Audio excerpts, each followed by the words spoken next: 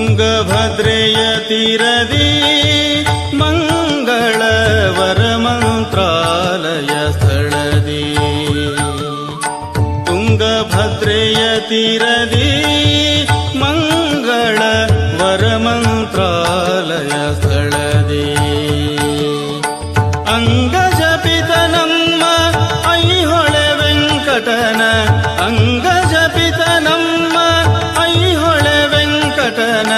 ಕಂಗಳಿಂದ ಕಂಡೆ ಗುರು ರಾಘವೇಂದ್ರರೆಂಬ ದಿನಕರನುದಿಸಿದನು ಧರೆಯೊಳಗೆ ದಿನಕರನುದಿಸಿದನು ದಿನಕರನುದಿಸಿದನು ಧರೆಯೊಳಗೆ ದಿನಕರ